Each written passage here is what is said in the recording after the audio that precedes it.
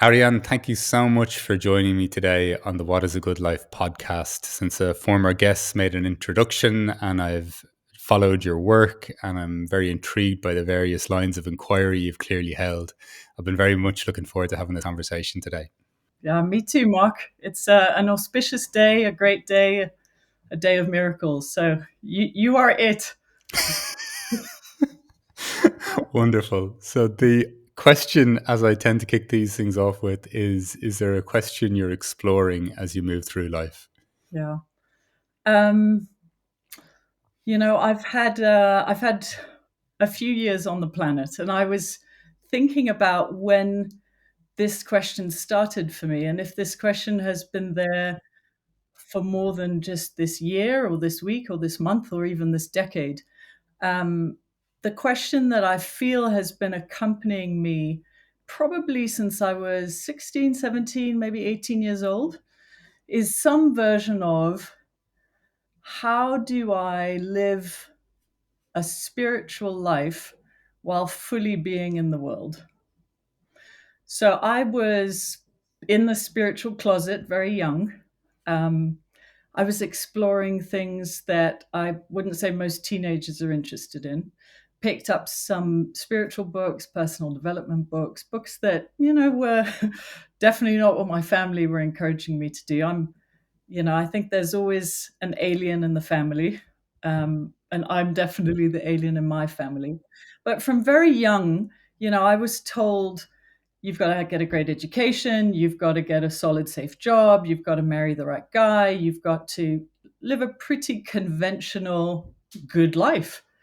And so I was kind of buying into that to, prove to my parents that I could do that. And so I ticked off all those boxes. I went to the right universities, I got an MBA, I got big jobs, I dated the right guys.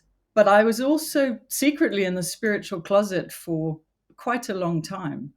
And no one really knew that for a while. I'd say probably till I was about 30, 31, 32, because to me, they were two separate worlds. There was the world of, men and big jobs and making money and being someone in the world and becoming powerful and famous and everything else that I thought was important in my 20s and 30s. And then there was this other world of retreats and meditation and inner peace and not being very involved in the external world and not pushing and not having it all be about me and not clinging to sort of the what looked like the external good life. And I honestly, for a long time, never thought that those parallel lines would ever cross because I really thought they were two worlds. And I had a foot in both worlds for many years. And then, it just dawned on me that I was the one that was keeping myself in the spiritual closet. I wasn't telling people at work that. I wasn't telling friends that. I wasn't telling boyfriends that. I wasn't telling my family that. I was the one that was keeping me back from being very authentic and real. And then I was like, what would happen if I just came out of the spiritual closet? I'd actually probably be able to be one person instead of these two versions of me. And I feel, that sort of happened, I'd say, in my early 30s. It did involve a big change in career. I did get off a very big, impressive corporate ladder that everyone thought, I should be super happy and that made a good life. It did not make a good life for me. We can talk about that. I did break off an engagement with, the right guy or the guy I was going to also have a good life with. So that came with some pretty big monumental changes that were more of a change in identity. It's easy to break up with someone and it's easy to say, I quit a job. The actually identity shift that comes with that, which is, oh, now I'm single, and now I'm not working, is a much bigger shift than actually just making the decision. I also left New York City because my identity was, I'm this cool New York chick. And I was just like, actually, that whole thing kind of just crumbled. And for a long time, I really didn't know who I was because I didn't know how to merge those identities. I didn't know how would I ever get a job again? Would I ever date again? Did it mean I was going to date guys that, wore white and had long hair and had crystals? And it's like, was there a way where, but I really thought that, Yeah. because I've seen so many of those men in those retreats and workshops. And I didn't know that men who had other jobs also had this kind of calling to just be a bit more awake and conscious. And, as I say, how can you be on a spiritual path and fully be in the world? Whether it's having sex, whether it's drinking wine, whether it's getting married, whether it's having kids, whether it's, making money, making lots of money. It's like, how do you do all of that together? And the questions accompanied me right up until today. I have an 11-year-old son. I'm more in spiritual retreat than I ever have been having an 11-year-old son. I'm married, having a husband is its own retreat. Do you see? It's like, but I'm constantly asking myself, okay, it's easy to read the books and it's easy to listen to a podcast and it's easy to sort of, own that part of me that's been there for a while. And it's not easy to live it and integrate it and to take it from the knowledge that I have about it to really, how do I meet my son completely in sort of a heart space, a conscious space. I don't even particularly even like the word spiritual space, but I feel that's my question. And you know, between you and I, like I had fun writing a book about 15 years ago. I've never done anything with it, and it was called A Foot in Both Worlds. And the subtitle was, walking a spiritual path while fully being in the world. And I think more and more people these days are that. And it's just time for us to just go, yep, that's me. That's me. I have a big job in a bank, or I'm a big lawyer, or I'm, exited to Amazon with 400 million. But it's like, I know these people because part of my career now is to help people in those worlds. But I think that I'm also there to, you know, encourage them to take a stand and go, yeah, that's also me. Because I think the younger generation are looking at us.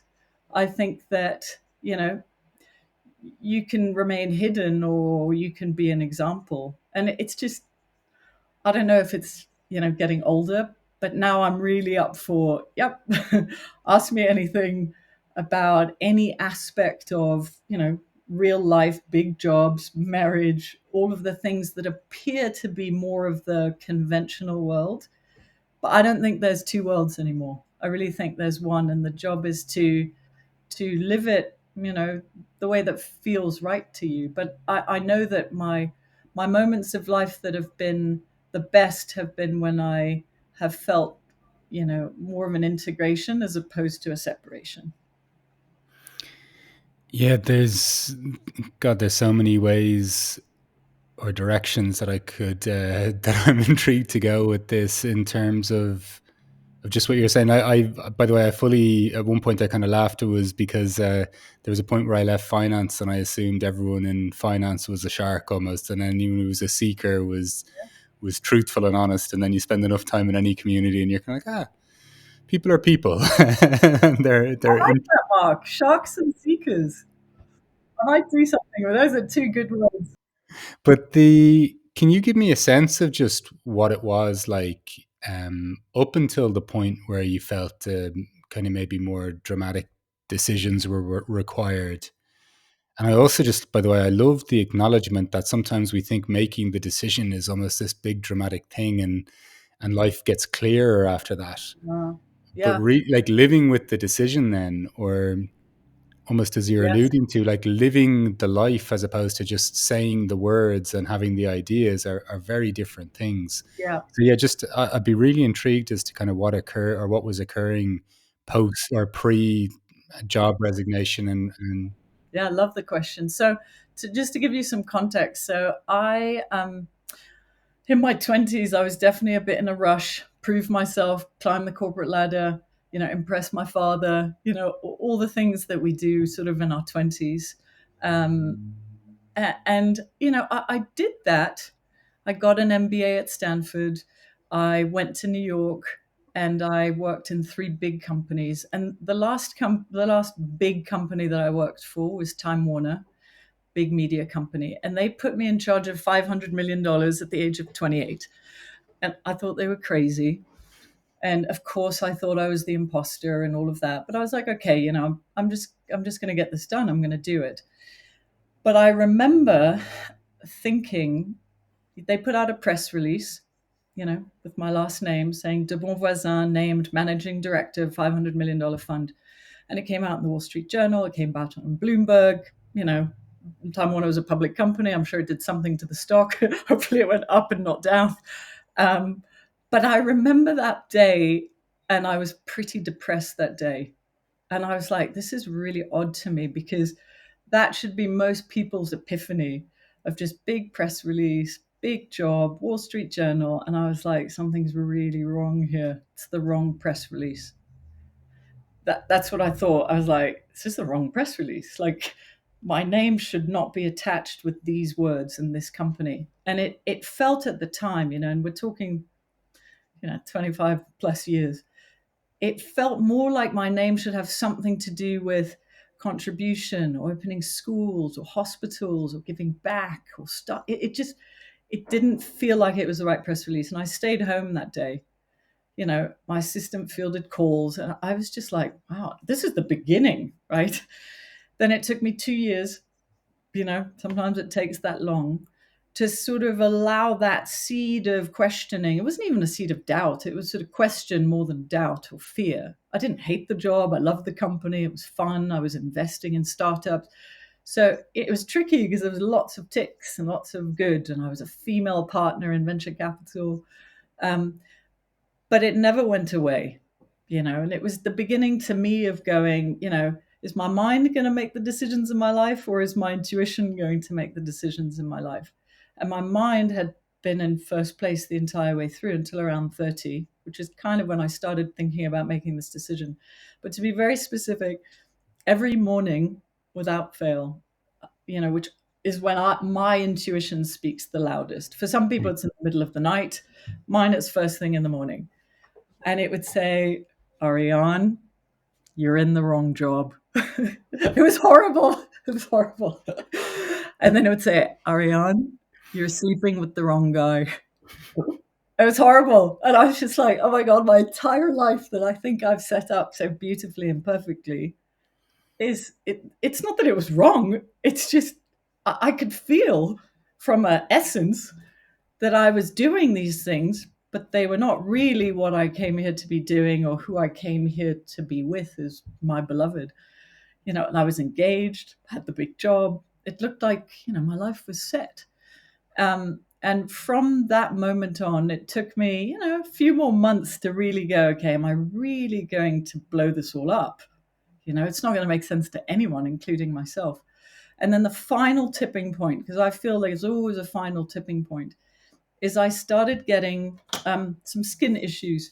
I started getting eczema, which I've never had before. I've been a vegetarian, ran the New York Marathon a bunch of times. Like I was healthy, but I started getting these like red, kind of inflamed skin issues. And I was like, ooh, this is one more way that my body is trying to communicate to me. And it was just like, I was sufficiently in touch with my body that I was like, I'm allergic to my life, allergic. I'm allergic to my choices, the fire and the inflammation inside of, come on, you can do this. There's something else out there, was kind of coming through. So instead of smacking cortisone cream, shoving it back in, which is probably what any pharmacist would have told me, I really paid attention. And it was so bad one day, Mark, that I was in New York. I walked myself to the hospital, and it was so inflamed. There's no way I could have gone to work. And they put 2 drips into me. One was a steroid and antihistamine or something. And one was probably one so I wasn't about to faint. And I remember being there going, this is insane. I have this unbelievably perfect life that people would die for. And here I am with 2 drips in a hospital by myself. And that's where I made the decision. And I was like, no job and no man is ever going to get my health. And Yeah. that was it. That was it. And I don't know if it took me a day or a week, but at that point, the relationship was over. I went in, I made the decision, and the decision wasn't hard. It's the fear of consequences of the decision, which is, will I ever get married again? Or, will I ever have a big job? Or what am I going to do? Or how am I going to make money? But the fear, those questions weren't there. I always say you can take a butter knife to make a decision, which is going to take you a long time. And by the way, the wound's going to be open for a long time if you keep kind of cutting with the butter knife. Or you can take a massive steak knife, if you have those, and really cut. And it's going to hurt like hell for a very short amount of time. And then the wound starts healing very quickly. So it was definitely a sort of, it took a while, but I think it took a while for a part of me to be ready with the life that was coming after. If I'd done it when the press release came out, I don't think I would have been in a place where I could really be with what those changes meant for me. So that was the pre and then the post. Yeah, but this is oh my god. There's so many just strong images. Like there's something incredibly powerful about the idea of having this life, and then that life also including being hooked up to these drips. Yeah, And it's been really interesting over the last few weeks, that idea of having it all, and yet having it all including some real difficulty or strain with an existence. It's very strange almost that it's so universally accepted that we still kind of have this notion that that is it yeah, all. yeah, But yeah, I love, can you talk to me a little bit more about this sense of my intuition speaks loudest in the morning? yeah, I yeah, just, I really love the idea of being in touch with something and kind of almost like it greeting you or meeting you each day. yeah. And mornings can be hard and mornings can be easy precisely because of that. To me, it has nothing to do with my quality of sleep. So most people are obsessed with sleep. I'm obsessed with my intuition and what my intuition's going to say, because I've trained myself now to listen more to that than anyone else, really, and not to defer or delegate to anything or anyone. For me, my intuition speaks loudly in the morning. I don't think that has to be the case for everyone. It also speaks loudest through the body for me. So, it's like the body feels tight or tense or closed in, or it feels open and relaxed and relieved. And, for me, if I really don't know, I'll put my hand on my heart, my hand on my gut. I'll take a deep breath. And it's very clear if something's a yes or something's a no. But I know, because I've had 25 years, that all my biggest mistakes, and you can ask me anything you want here, have been where I haven't trusted my intuition. And so to me, it is what is hooked up to, you can call it what you want, higher self, divine intelligence, source, guides. It doesn't even matter. But it is hooked into something that is much more powerful than my scared, limited mind that only has past experience to go on, right? So we think our mind is psychic and knows what's happening in the future, but actually it only has the past experience to go to. So the am I listening to the mind or am I listening to my intuition? I've tuned my sense to kind of know which one that is now. But I do know that most people, they're living here, they're living above the neck. And I not only for myself, and I'm speaking for myself, but anyone that I come across, I just try and get them to kind of come down a bit, because this is so much more intelligent and powerful and guiding and clear. The body always wins. It always wins, and the body's always talking to you. The mind is always talking to you. But since we were in kindergarten, we've only ever had recognition and stars and degrees for this. No Yeah. one's ever given us a degree for this. And so, of course, we trust this. So, to me, there was an article in Forbes, I think it was 2017, 2018. And the article was a short article, but it's one of my favorite things I've ever written about. And it said, intuition, is this the highest form of intelligence? So it's starting to sort of penetrate. I would have liked it to be on the cover, because any business person you've ever spoken to will say, a part of me knew about the stock, about crypto, about whatever it is, the merger that didn't work, or it's like, what's that? And I just feel I feel we're connected to something that is far more intelligent than we are, and it knows. But sometimes it doesn't make sense. It doesn't make sense to leave a big job. I was being paid a fortune. I was engaged to a guy who was in People magazine's top 50 bachelors. It doesn't make sense to leave that kind of person. Sense, Yeah, rational, yeah, yeah. mind. And, it's true. I jumped in I jumped in certainly into the void. I didn't jump into another relationship. I didn't take another job. I didn't do any of those things. But when you're in the void, to me, that's when you're the closest to faith, God, source, intelligence, because the in some ways the antidote to faith is certainty. So when your life is certain, you know what you're doing, where you're doing, who you're doing it with, there's no need for anything else. So this was an opportunity for me really to kind of go, okay, you think you've been spiritual for the last 15 years, even though it's been in the closet. Let's see really how you do with that. And it was very much a sort of, one-way ticket to certain places in the world. And then books would come into my life and people came into my life, and I did do some contribution work because it had been one of the biggest things that was missing in the big, good job. I was like, what am I doing for others? How do I serve my fellow human beings? I knew, Mark, that the minute I left that company, that the same similar press release would come out with, Mark named managing director, and it would just be a name to another name. And I was like, it's not me. It's just not me.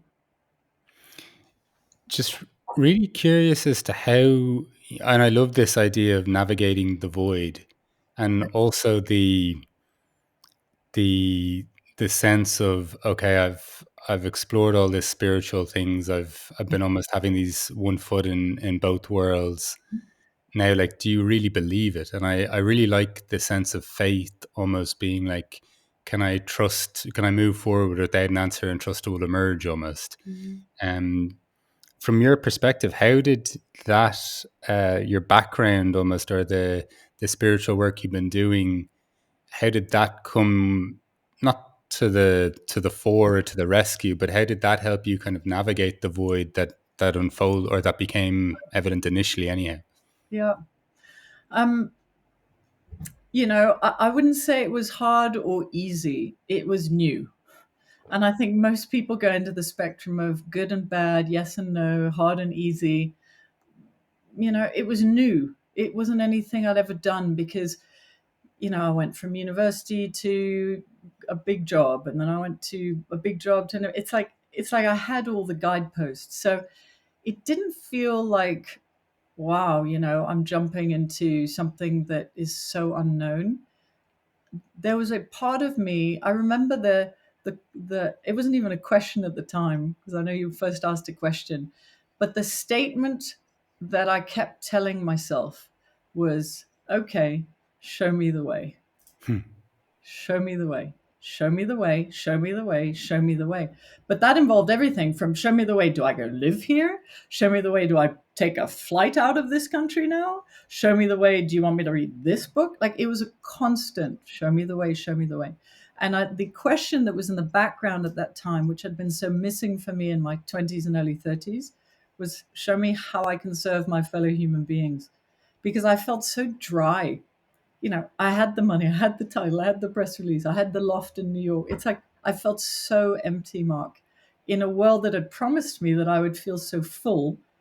My parents had promised me this, my MBAs had promised me this. I felt so empty. And I got very clear on the emptiness was the me life for the, I need to do something that serves my fellow human beings because I'm so disgustingly full of myself at this point.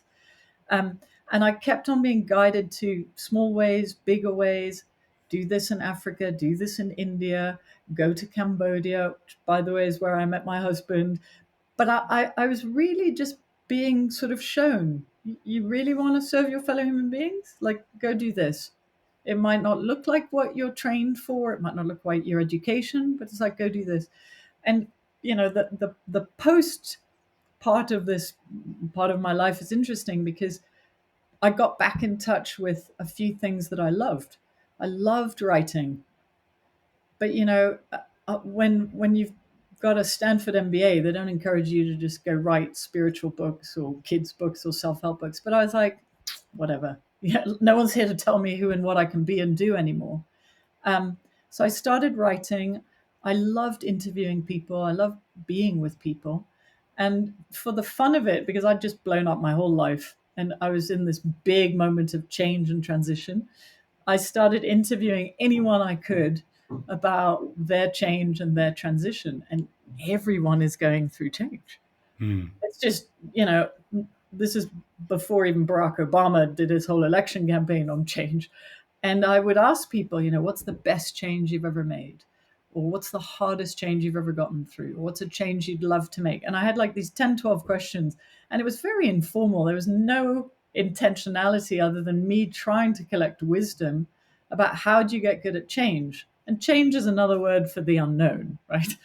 But it's like, how do you get good at it? And I wanted to see why it is you, Mark, you're good at change and why, your brother is not good at change. Like, really, what's the difference? And by the end of it, I had 1,000 interviews of people who had gone through change. And it was very clear to me why some people successfully navigate change and some people don't, or why some people initiate change and some people don't. And I sort of had fun with it. And I kind of, wrote a few things on my computer and never thought I'd do anything with it because I'm not trained as a writer. I've never done a writing class. We think we need those things. And actually, in the end, you really don't. You just need to be open as a channel for something to come through you. And then the rest kind of takes care of itself. I think if I did a writing class, I would stop writing because I wouldn't be receiving the download in its purest form. Again, I'd be writing from here. Do you see? So when I write, Yeah. I really just I kind of open up the channel and I go, okay, I'm ready, and then I write. But long story short, that did become a book, um, and it was translated into 12 languages. I had a podcast at the time. I built a company around helping people through change, and it sort of all merged because I had to be open about what was important to me. I had to have gone through my own changes to have any integrity or expertise or like I've been there, you know. And those are just two or three changes that I've mentioned. I mean, there's many, many more that I can mention for myself. Um, but I felt guided. I didn't feel like I was deciding things. I felt guided to write the book. I felt guided to start a company. I felt guided. It was less kind of Ariane's in charge. It was more, I was listening for life's kind of nudges.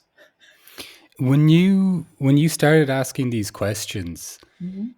did you have a clear sense of who you were talking to or what you were addressing? Were you comfortable with that at the time? Have you got I know you were talking even about intuition before, but even just this asking of show me the way, was that even something that wasn't personal to you? Like, how were you engaging with that conversation? Yeah. Um, it was very it was very open-ended, and I would say it continues to be open-ended. I was Yeah. I was raised in a Catholic family. Um, I very quickly realized that a lot of spiritual paths and religious paths are all different doors into the same room. So, whether you're in the top door or the east door or the west door, I feel a lot of them are doors in the same room. And so, very early on, I didn't kind of want to go, oh, this is the only door to me. Um, so, I had studied Buddhism and I'd studied Hinduism and I'd studied the Tao, and I'd studied Judaism. And I was really looking because I wanted to find, oh, actually, it all makes sense. It's got a whole bunch of different words, languages, imagery, you know, books, titles, but it all kind of makes sense to me. And so when I say that, I say it more to this vastness of unity than sort of a thing or a person or or a particular sort of image or thing in the sky. Um, and it still continues to do that. But it's, I've had my own relationship with the spiritual source energy divine. There are times I've felt punished by it, abandoned by it, angry with it, unfairly treated by it. Like it hasn't always been sort of this loving, oh my God, I'm always going to be guided and taken care of. I've Yeah. had to do my own journey of just going, all of the feelings that I have, I'm projecting onto this canvas, if you want to call it that. But actually, that canvas is sending them right back to me and kind of go, okay, let's look at your rage or your self punishment or your self abandonment, or even, I think that we all, if we are somewhat on a religious or spiritual path or open hearted path, even to call it that, I think our initial caretakers, whether it's mother, father, grandparents, whoever it was that was primarily important in our lives, whatever that relationship was, or even some of those woundings were, we are going to project that onto life, God, the universe, source. It's inevitable. So if I had a disciplinarian father that judged me, that required perfection, that was like, this is good and bad, initially, until you see through that, I am going to project that onto God, source, higher self, Yeah. and go, oh my God, I'm being punished. Oh my God, I'm bad. Oh my God, I'm guilty, because that's how I was loved. Do you see? And that was the first kind of initial important figure in my life. And it could be mother instead of father.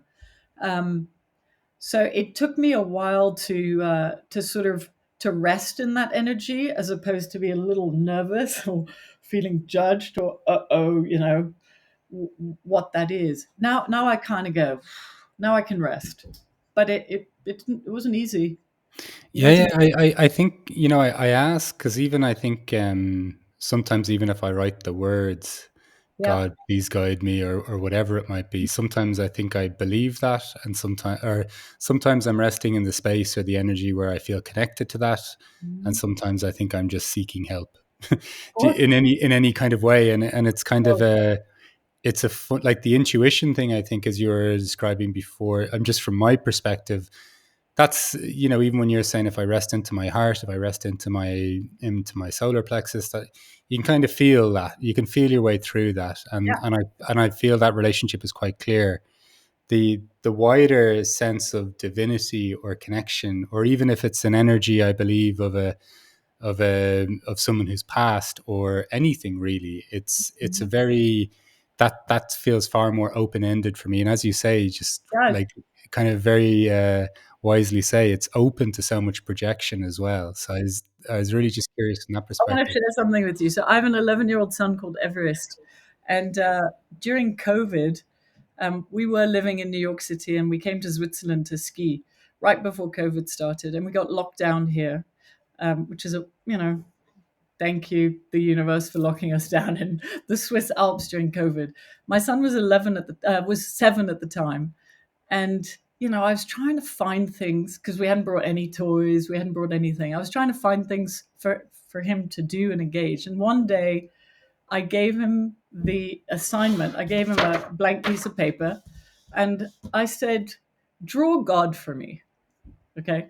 So in our family, we have definitely, exposed him to all types of spiritual traditions. So he doesn't think of himself as one thing.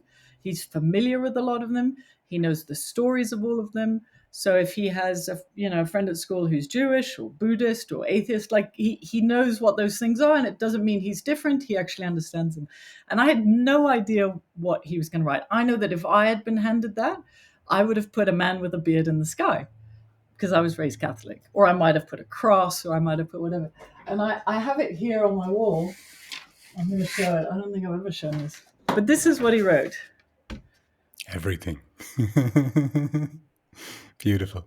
Do you see? So, Yeah, and yeah, I say that to remind myself, which is, it's everything. It's yeah. everything that we wear. It's not, do you see my two worlds? This is spiritual. When you wear the right bracelets and the right beads and the right this, and you listen to the right music and it's mantras, and it's like, that's spiritual, but heavy metal rock music is not. It's sort of it's it's like everything. Yeah. And even the people you don't think are spiritual in any way, they might be layered, as I call them, but you remove the layers and everything and everyone is. And I think that's to me my invitation to myself is to see everything, even the stuff I'm angry about, hurt by, grieving. It's like everything, not, oh, let me escape this stuff to go feel spiritual. It's like, how can I feel it all the time with everyone? When you kind of said at the start the idea of being on retreat with your child or with your husband, Uh, can you give me a sense of that? Because this is something that I think there's a great shift in a sense of being where mindfulness ceases to be just something compartmentalized mhm, and that you do as part of your routines almost, when it's the constant invitation that life is offering. yeah, Just really intrigued by what you meant by that yeah, sentiment and yeah, how that's kind of evolved for you. yeah.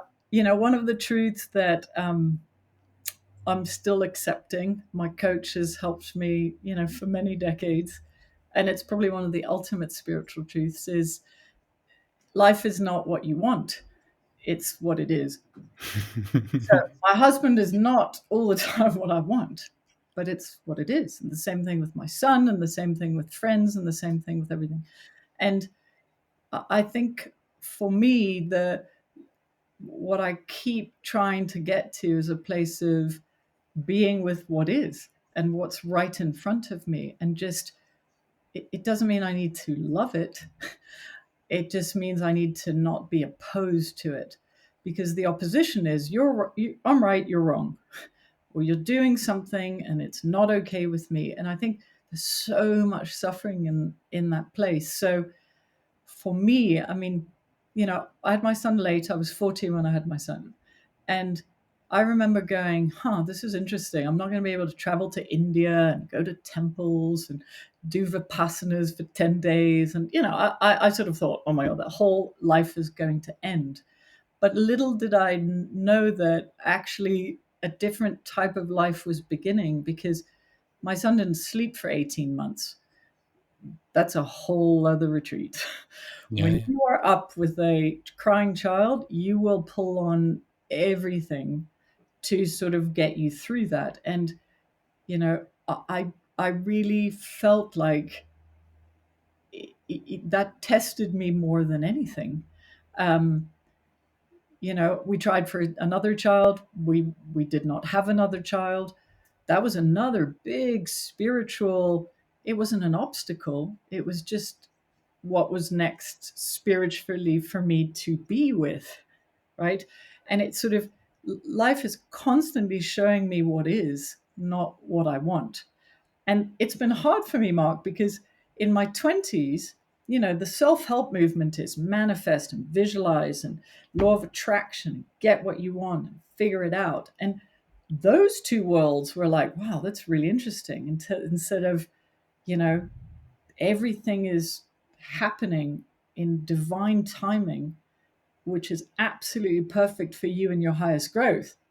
Get shit done, do this, become this, whatever. And it's like those two were quite opposed in my mind. Sometimes they're a little bit still, but again, there's much more peace around resting into becoming and allowing, as opposed to doing and pushing.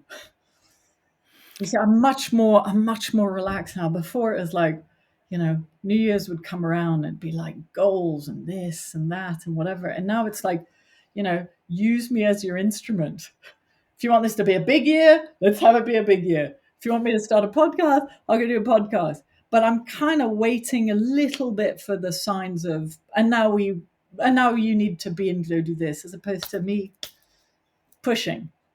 Do you see? So Yeah, yeah. being an instrument of the divine is a lot more where I'm at now than kind of having the Ariane plan of goals. And there are times, I mean, the first 2 months of this year, I don't feel, my mind's going, you haven't done very much. It's been a beautiful last 2 months. in many, many ways. But the mind is like, really?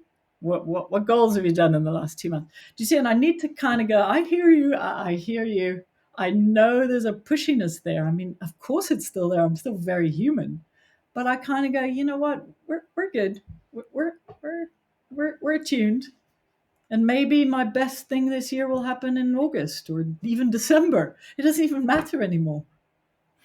But I think, well, it's so interesting. First of all, almost the idea of a foot in two worlds, and then almost when you're more and then the kind of contemplation and spiritual thing, there's almost a clash of Yeah. beliefs or energies as well. But Yeah. this resonates a lot with me. Almost how can I come into acceptance what is, as opposed to imposing myself on top of that. And I really like too what you said there. Yeah, listen to the mind, because these thoughts are also a part of what is right now. Of And course. it's this really beautiful thing then of, it's almost like listening or being led by our intuition while not fighting or trying to put out any sense or semblance of doubt, or as if those things can't exist, or they must be eliminated or there must be an opposition to them. But you've got to love your mind, you know? You got to love it. And to me, there were times where I hated it because it was the source of so much suffering. There are times where I kind of go, okay, freedom from the mind and freedom of thinking, freedom from thinking, I used to think would be like my happy place. And I kind of go, that's like not loving a huge part of yourself. Like, how can that be the solution? So the learning to love the mind, the mind is what helped me create my books. I did a children's book series. The mind was very much involved in being able to put that in the world.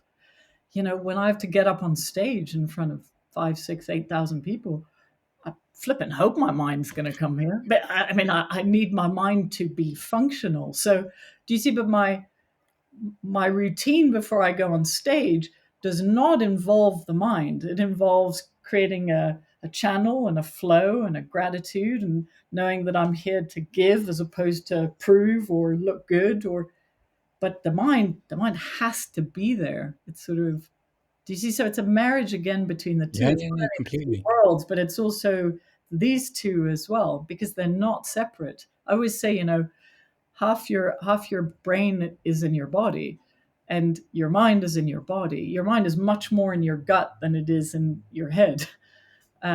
So it, it's like they're all mixed together. Now I'm a lot less kind of categorical about people, about this person is this and this job is that. It's like I have no judgment towards people who are, in finance or law. It's like none, none, none, because I know I was there and I know that there's so many people there who are awake and they are waking up and they need to be in those professions because those professions also need to have that level of love and consciousness in them. So it's not like I want all those people to leave. No. Where you are. Yeah, yeah, but this sense of loving the mind, and then even just what you briefly touched on earlier when you mentioned, okay, I've left this job, I've left this partner, Mhm. um, ideas of even feeling an emptiness of life, or this a gorgeous expression of almost being allergic to my own life. Mm. How did what was that journey like for you in terms of even, okay, what is my identity now, or what I perceive, or maybe even just projecting onto you, like questions around even like loving myself or who am I, post that, and even just with your more Mm. um, recent or continual development or evolving with the sense of like, I have to love my mind, I have to love, I can't be in opposition to any of this. Mm. Could you give us a sense of what that process has been Yeah, like for you and yeah, is? not easy. I think that the self-love has been much harder than leaving the job or leaving the partner or trusting. Much, much harder. Loving the mind is one thing. As a woman, loving the body, whew, that one's also been harder. And yet, for me, I think my culmination of loving the body was, the joy of being pregnant and being able to create a tiny human being, a little human. it's like something shifted in me. I was just like, I will never ever hate or insult my body ever again. Because, and it's not even that the gift of life needed to come through my body, it's just that it comes through a physical body. It's like, how dare we be mean to the physical body when it can create such miracles and such perfection? So it really stopped at that point. It's sort of, yeah, I mean, do I look at, oh, I've got a wrinkle, this or that, but it's not self-hatred. It's not self-meanness. It's not self-disapproval. It's just not there anymore. Um, so that's been a big relief, you know. It's just not there. I think, to answer your question, the thing that probably guided me the most was this sense of, it was a sense more of, it's going to be less serious. You know, my life was pretty serious. It was like, it was the accelerated path to do things as quickly as possible, whether it's money, marriage, men, you know, it was like everything was accelerated. And there was sort of more of a sort of letting go into the timing of things. Hmm. And I think when people are on the clock, whew, it's like I say, 2025 might be a brilliant year for me career wise or financially, or it might be a nothing year. And it's like, it just doesn't really matter. If it's, you know, if I'm on the clock, I think sometimes we imagine our life being linear. And I've tried to sort of let go of how I've pegged myself onto the clock, because I was always the youngest at everything. And I was always the first at this. And I was just like, that was another source for me of suffering. But I think if I look at, you know, how and when I met my husband, how and when, you know, my son came through, how and when we've even landed here in Switzerland, how and where, you know, what I do now with my life and my work, I didn't choose it and I didn't plan it.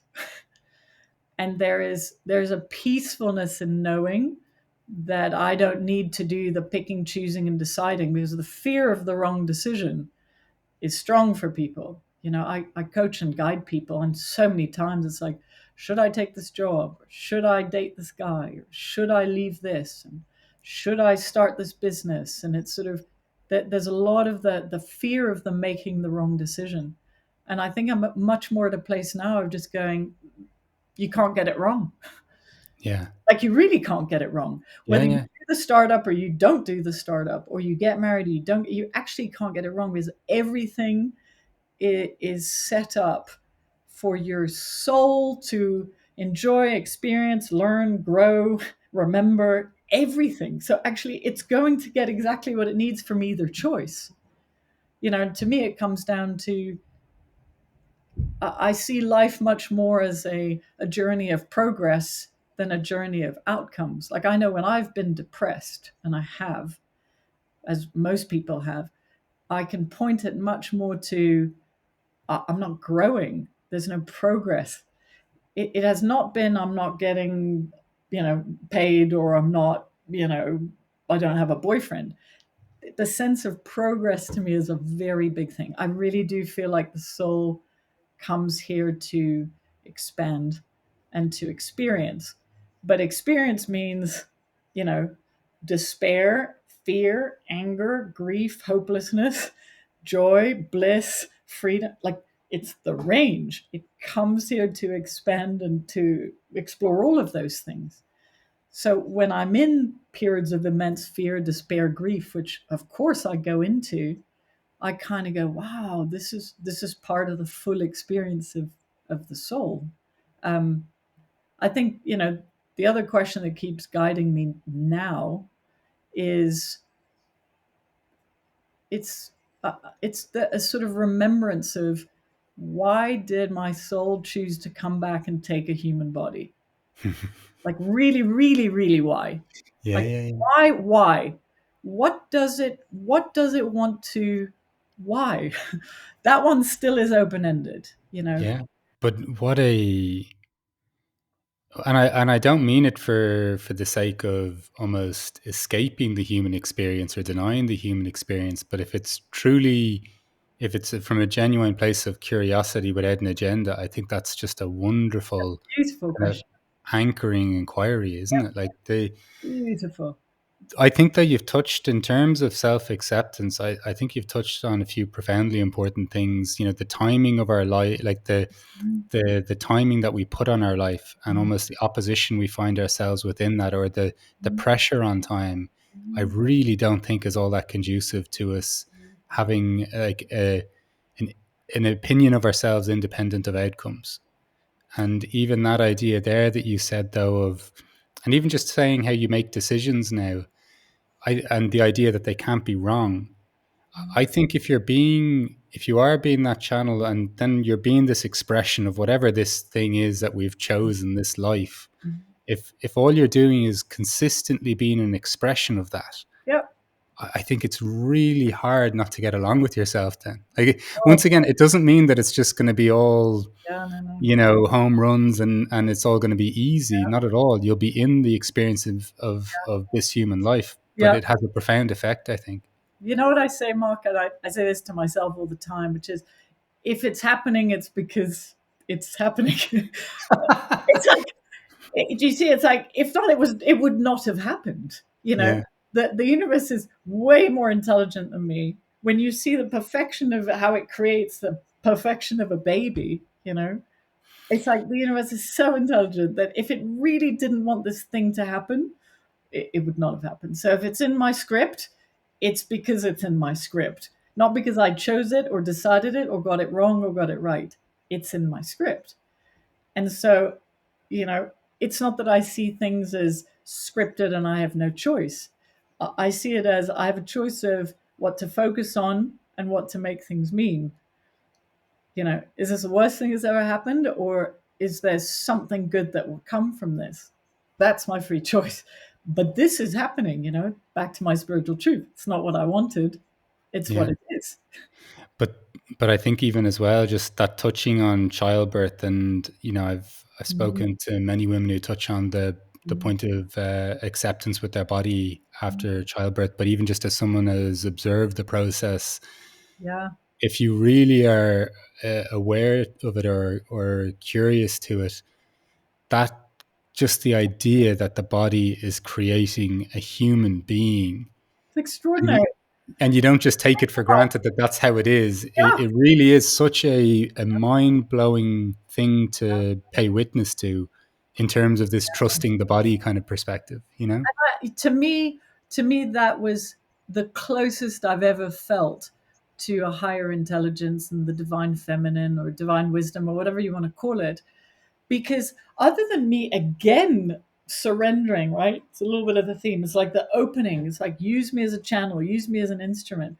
I did not at 4 months go, oh my God, I forgot the liver, or oh my God, eyelashes, or you know, an artery or a toenail. Like I did nothing, Mark. I did nothing.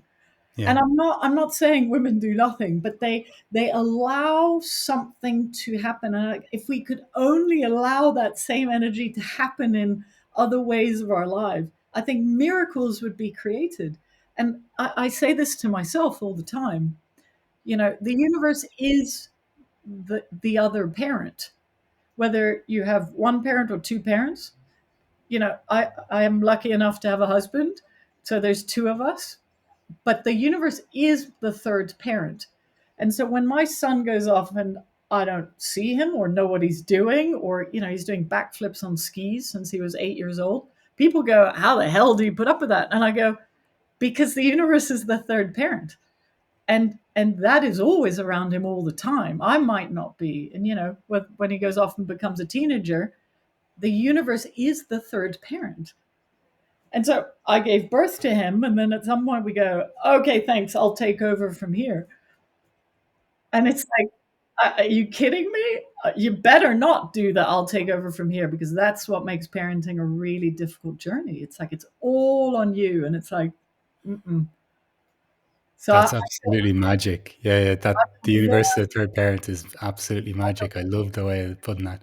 connected to that. And we've raised our child in that from while he was still in utero. You know, it really has been what he is, you know, Yeah, been yeah. in from the start. And I think it's important as parents to introduce how people view this world so that he can be functional and integrate them. And it's not going to be like, what are they talking about? And what's Ganesh and what's Buddha and what's the Divine Mother and Mary? Like, I want them to be fully involved in what that means, but not to impose a way. It's for him to find his way.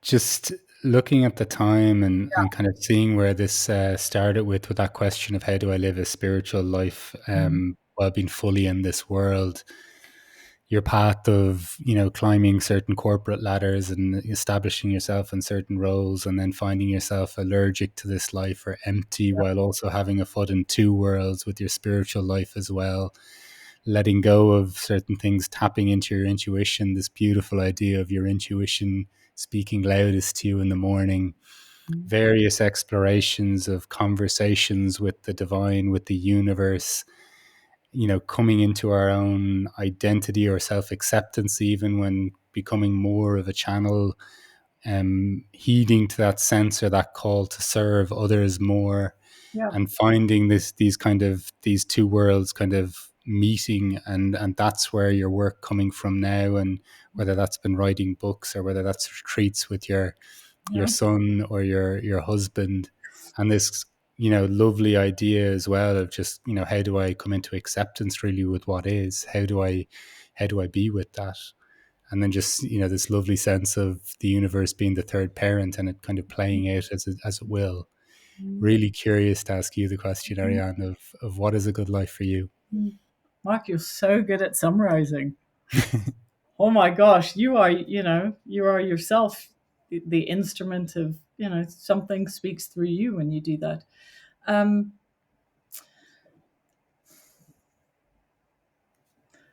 I think I think where I'm at today, I think a good life is being connected to a higher source of love, consciousness, existence, energy, intelligence. Because when I am, my life works. And when I am not, it's not that it doesn't work, it's just hard and difficult and suffering. And I say to myself, I make sure that this is charged every night. Most people do. But every time I charge that, I go, am I charged up? Have I plugged myself in? There's many times I haven't plugged myself in. But for me, a good life is when I'm plugged in. Yeah. Well, as I mentioned to you before we jumped on this conversation, I was tired and at the end of the week and looking forward to resting. Unfortunately, I find myself fully charged up now after spending an hour in your presence. I Lovely. found that Thank you. absolutely captivating from word one. So, look, thank you so much for everything that you shared, the experience and insights. It was a real, real pleasure. Thank you, Mark. I loved, yeah, I loved where this went and what came through both of us. It was a real, real joy for me too. Thank you.